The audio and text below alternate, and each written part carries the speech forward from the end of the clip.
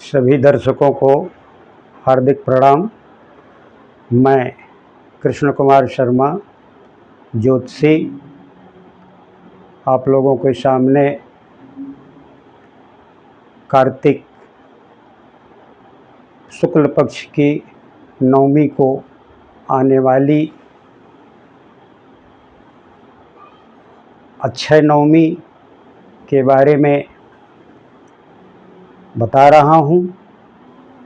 यह अक्षय नवमी हर वर्ष कार्तिक शुक्ल पक्ष की नवमी के दिन ही पड़ता है। इस दिन आंवले की पूजा होती है, लोग व्रत रहते हैं और आंवले की पूजा का भी विधान है। जिस दिन उदया तिथि होती है उस दिन सवेरे सवेरे इसकी पूजा होती है। सब जो व्रत रहता है आंवले के पेड़ के नीचे जाता है और उसकी षोडशोपचार पूजन करता है। षोडशोपचार में आता है कि पहले हम अखंड दीप जलाते हैं, इसके बाद हम पेड़ को रक्षा बांधते हैं, पेड़ को तिलक लगाते हैं, पेड़ के ऊपर अक्षत छोड़ते हैं, पेड़ के ऊपर फूल चढ़ाते हैं, फिर धूप दिखाते हैं, दीपक दिखाते हैं, आरती करते हैं, नैवेद्य चढ़ाते हैं और आरती करते हैं, फिर क्षमा प्रार्थना करते हैं। इसके बाद आवाहित देवताओं की विदाई करते हैं। इसमें हम विष्णु भगवान की पूजा करते हैं। विष्णु भगवान का प्रिय आंवले का वृक्ष है। विष्णु भगवान ने पुराणों में कहा है कि जो हमारा प्रिय है उसकी जो कोई पूजा करेगा तो हमारा प्रिय होगा। आंवले के पेड़ के नीचे हम खाना भी खाते हैं, भोजन करते हैं और इस प्रकार से हम प्रकृति की पूजा भी करते हैं और विष्णु भगवान के परम धाम को प्राप्त भी करते हैं।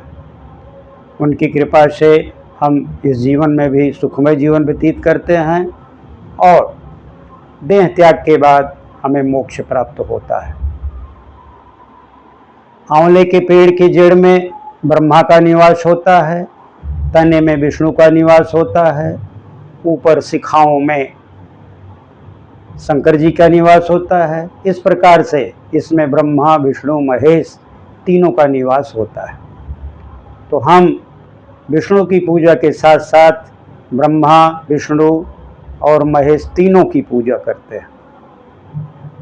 धात्रे नमः, विष्णुवे नमः, ओम नमः शिवाय कह करके हम तीनों की पूजा करते हैं। वेदों की मंत्र बड़ी है, सभी लोगों को नहीं आता है, तो इतना कह करके हम उनकी पूजा को समाप्त करते हैं और विष्णु भगवान की आरती, शंकर जी की आरती, ब्रह्मा जी की आरती हम करते हैं और प्रसाद को वितरित करते हैं।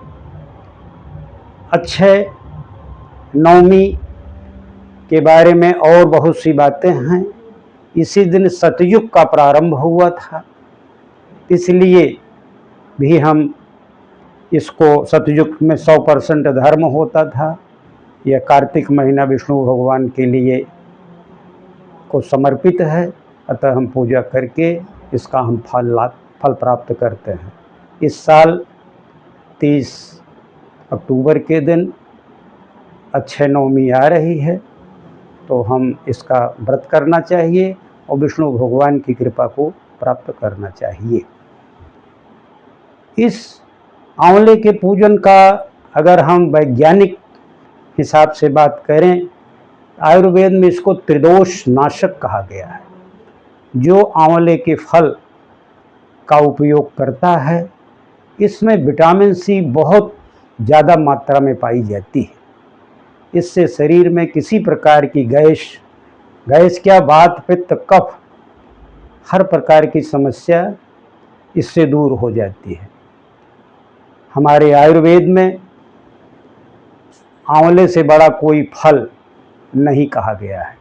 अतः विष्णु लोक की प्राप्ति उसको कहो या अपने सुख की प्राप्ति कहो, हमें आंवले का पूजन करना चाहिए, उसकी सुरक्षा करनी चाहिए और उसका फल के उपयोग करके हमें स्वस्थ रहना चाहिए। ये रही हमारी आज की अक्षय नवमी।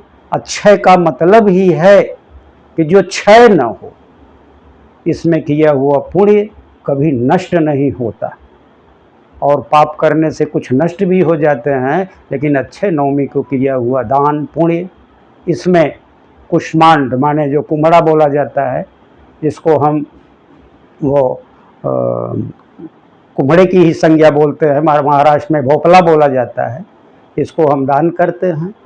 इस दिन मथुरा और अयोध्या में लोग परिक्रमा करते हैं। तो ये रही हमारी अक्षय नवमी, जिसे आंवला नवमी भी कहते हैं।